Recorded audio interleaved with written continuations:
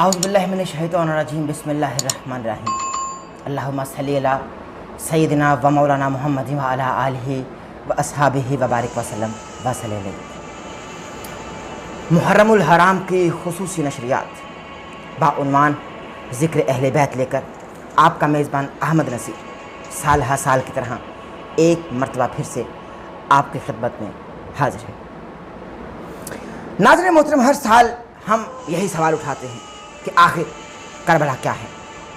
मैं ये समझता हूँ अपने नाक़िस इल्म के मुताबिक कि 2 मुहर्रमुल हराम से लेकर 10 मुहर्रमुल हराम की असर तक करबला है तो बस इतने सी कि हुसैन अलैहिस्सलाम रज़ियल्लाहु ताला अन्हु ये फरमाते रहे कि मुझको पहचानो मैं कौन हूँ, मुझे पहचानो मैं कौन हूँ। मगर मैं इंतहाई अदब से ये अर्ज़ करता हूँ कि या इमाम अली मकाम, आपको कब किसने पहचाना? ना आपको उस वक्त कोई पहचानने के लिए तैयार था, ना आज आपको लोग पहचान रहे हैं। आज भी आपको फ़िरक़ों में तकसीम करने की कोशिश की जा रही है। आज भी एक फ़िरका ये कहता है कि भाई आले रसूल हमारे, एक फ़िरका ये कहता है कि आले रसूल हमारे। क्यों एक टैग लगा दिया जाता है कि जो आले रसूल का जिक्र करेगा, जो आले रसूल की बात करेगा, उसको एक ख़ास मसलक से मंसूब कर दिया जाता है। आखिर ऐसा क्यों है? इस तरह के बहुत सारे सवालात हम इंशाल्लाह आज पूछेंगे। चूँकि उलमाए कराम हमारे साथ आज मौजूद हैं, हमारे साथ मौजूद हैं अहले सुन्नत व जमात की जानिब से अल्लामा शहबाज हुसैन चिश्ती, आप फाजिल हैं बेला यूनिवर्सिटी से, और उनके साथ अहले सुन्नत व जमात की ही नुमाइंदगी करेंगे अल्लामा अज़हर मुस्तफ़ा साहब। अस्सलाम वालेकुम। तबीयत ठीक है आपकी? अल्हम्दुलिल्लाह, खैरियत से?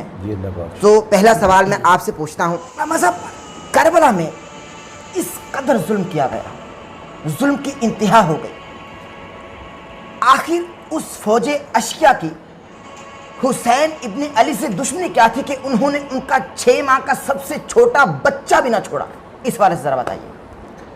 बिस्मिल्लाहिर्रहमानिर्रहीम।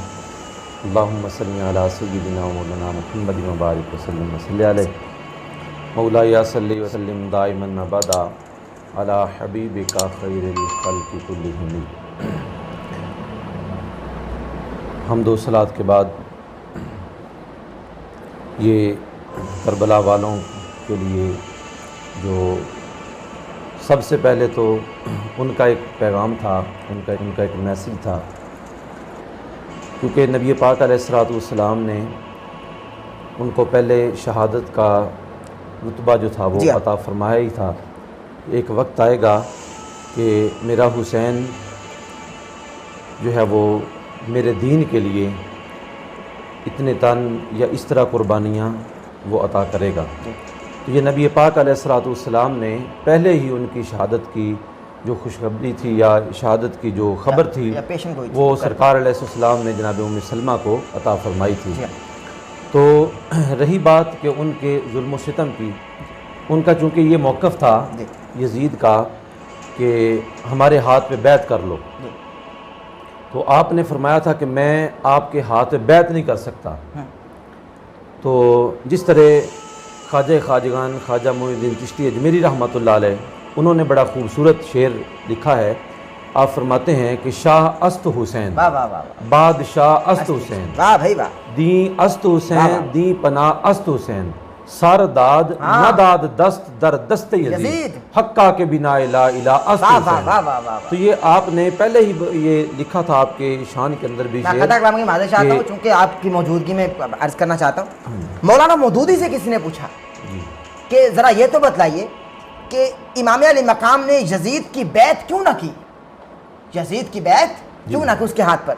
तो मौलाना मौदूदी ने क्या जवाब दिया कि सवाल ये नहीं कि हुसैन ने बैत नहीं की, सवाल तो ये पैदा होता है कि जब हुसैन ने नहीं की तो बाकियों ने क्यों की? जब हुसैन ने नहीं की तो बाकियों ने बैत क्यों की? तो मौलाना मौदूदी ने ये बात कर रहे, ये फरमाइए।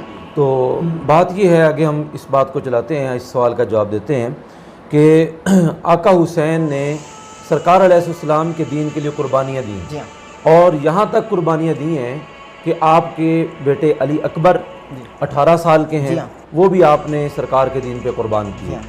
अली असगर हैं यानी छोटे बेटे हैं 6 माह के, उनको भी कुर्बान किया। ये जो अब जुमला है कि उनका जुल्म सितम क्यों हुआ या क्या बात है, तो हकीकत में जो जंग थी या हकीकत में जो लड़ाई थी यजीद की, वो आका हुसैन से थी। फ़कत जंग तो थी नहीं, ये तो जुल्म किया गया। और आका हुसैन کہ جو لوگ آپ کے جانثار ہیں، آپ پر جان قربان کرنے والے ہیں، انہوں نے پہلے اپنے آپ کو پیش کیا ہے کہ ہم آگے بڑھتے ہیں، تو مقصد ان کا یہ تھا کہ یا تو ہمارے ہاتھ پہ بیعت کر لیں اور ہماری بات کریں، تو آپ نے فرمایا کہ نہ تو وہ ہاتھ جو نبی پاک علیہ السلام کے ہاتھوں میں آتے رہے، ایسے پلید کے ہاتھوں میں نہیں سبحان آتے، اللہ سبحان اللہ، ہم جان بھی قربان کر دیں گے لیکن ہم کسی غلط ہاتھوں میں ہاتھ نہیں فاجر دیتے۔ کے ہاتھ پہ بیعت نہیں کریں اور گے۔ دوسری بات کہ جو نبی پاک علیہ السلام کی زبان مبارک جس زبان نے چوسی ہو، اس زبان سے سوائے حق گوئی کے کچھ بھی نہیں سبحان نکلتا۔ اللہ سبحان اللہ۔ تو یہ بات تھی کہ جو آپ نے ان کے سامنے ڈٹ کے ان کا مقابلہ کیا، اور ان کا بھی فقط آقا حسین تک ہی معاملہ تھا، باقی وہ جانثاروں نے، چونکہ نبی پاک علیہ السلام کی حالت نماز کے اندر آپ کی کمر مبارک پہ بیٹھ کر تو آپ نے 72 بار تسبیحات پڑھی، استاد گرامی موجود ہیں، تو الحمدللہ جب یہ ہوئی تو آقا علیہ السلام اٹھنے کے لیے سرکار کوشاں ہوئے، لیکن یہی آتی رہی آواز کہ جب تک حسین خود اپنی مرضی سے نہیں کرتے اس وقت تک نہ اٹھیے، تو آپ نے 72 مرتبہ تسبیحات پڑھی، سبحان ربی الاعلیٰ، تو آپ نے ایک ایک تسبیح کے جو ہے وہ بدلہ میں اپنے ایک ایک جان کو سرکار صلی اللہ علیہ وسلم کے دین کے لیے قربان کیا۔ تو یہ اس کے اندر ہی جو ہے نا آقا حسین کے قربانیوں کے اندر ہی جو ہے وہ اللہ رب العزت کے دین کا فروغ تھا، دین کا جو ہے وہ مقام و مرتبہ تھا، تو اس لیے آپ نے اپنی جانیں بھی قربان کی، اپنے بیٹے بھی قربان کیے، سب کچھ آپ نے قربان کیا ہے۔ علامہ صاحب السلام علیکم۔ وعلیکم طبیعت ٹھیک ہے آپ؟ جی الحمدللہ۔ علامہ صاحب نے بہترین گفتگو فرمائی، اس حوالے سے آپ کیا کہیں گے کہ چونکہ ان کو ظلم کرنا تھا سو انہوں نے کیا، جنگ تو صرف اتنی سی تھی کہ یزید تھا، حسین ہے، سبحان، انہوں نے ظلم کرنا تھا سو کیا، انہوں نے اپنا مکروہ چہرہ دکھانا تھا، چونکہ اسلام کا لبادہ اوڑھ کر اسلام کے ساتھ وہ دشمنی کر رہے تھے، انہوں نے یہ دکھانا تھا سو دکھایا، اور پوری قوم کے سامنے، پوری امت کے سامنے ان کا چہرہ، فاسق و فاجروں کا چہرہ عیاں ہو گیا۔ اس حوالے سے آپ کیا کہیں گے کہ جب یوں امام علی مقام نے 6 ماہ کا اپنا پیاسا بچہ جناب علی اصغر کو اپنے ہاتھوں میں بلند کیا، کہا کہ بھائی میں اپنے لیے پانی نہیں مانگ رہا، بچہ پیاس ہے، میں تو بچے کے لیے یا بچے کے لیے کوئی پانی کی بوند دے دے، انہوں نے وہ تیر چلا دیا جو پہلے ہی سے منع کر رکھا تھا کہ بھائی عربوں میں یہ تیر چلانے پر پابندی تھی کہ یہ تیر جانوروں کو بھی نہ مارا جائے، وہ 6 بھال کا تیر جو چلایا گیا، کیسی دشمنی تھی، کیا کیا گیا، اصل میں بیہائنڈ دی سین اور پسے پردہ عوامل اور حقائق تھے کیا، ذرا بتائیے۔ بسم اللہ الرحمن الرحیم، اللہم صلی علی سیدنا و مولانا محمد مبارک وسلم وصلی علیہ۔ احمد نصیر صاحب، آپ نے یہ بڑا ضروری سوال کیا ہے اور علامہ صاحب نے بھی آپ کو جواب دیا کہ ظلم کیوں کیا گیا۔ جی ہاں، میں آپ سے یہ پوچھتا ہوں کہ حضرت ابراہیم علیہ السلام کو آگ میں کیوں ڈالا گیا؟ بھائی کیا آزمائش تھی، حضرت موسیٰ علیہ السلام کے ساتھ فرعون کو کیا دشمنی تھی؟ ابو جہل کو سرکار سے کیا دعوت تھی؟ کیا نکتہ، کیا نکتہ۔ علامہ اقبال رحمۃ اللہ علیہ فرماتے ہیں کہ موسیٰ و فرعون و شبیر و یزید ایند و قوت از حیات آید پدید، اور ستیزہ کار رہا ہے ازل سے تا امروز، چراغ مصطفی سے شرار بو لہبی۔ سبحان اللہ، سبحان جس طرح نمرود کی حضرت ابراہیم علیہ السلام سے نہیں بنی، ہاں موسیٰ علیہ السلام سے فرعون کی نہیں بنی، جی ہاں ابو جہل کی حضور سے نہیں بنی۔ جی ہاں، وجہ کیا تھی کہ ابراہیم علیہ السلام حق گو تھے اور نمرود باطل پرست تھا۔ جہاں حق ہو وہاں باطل نہیں رہتا، جہاں باطل ہو وہاں حق نہیں ہوتا، حق اور باطل اکٹھے نہیں ہو سکتے۔ امام علی مقام یہ سرکار کا لعاب دہن چوسنے والے، سرکار صلی اللہ علیہ وسلم کے علم نشرح کے سینہ سے لپٹ کر فیض ظاہری و باطنی حاصل کرنے والے۔ آپ حق فرمانے والے تھے تو حق کبھی بھی ظالموں کو برداشت نہیں ہوتا۔ یہ حق گوئی تھی حضرت امام علی مقام کی، جس کی وجہ سے آپ کے ساتھ ظلم کیا گیا، آپ کے ساتھ ایسا پورے خاندان کے ساتھ یہ زیادتی کی گئی، یہ ظلم کیا گیا۔ اصل میں آپ کی حق گوئی تھی، اور آئینے جواں مرداں حق گوئی و بے باکی، اللہ کے شیروں کو آتی نہیں ہوگا۔ یہ اللہ کے شیر تھے، اس لیے انہوں نے حق گوئی کی ہے، انہوں نے کوئی سمجھوتا نہیں کیا۔ اصل بیعت کرنے میں مسئلہ کیا تھا؟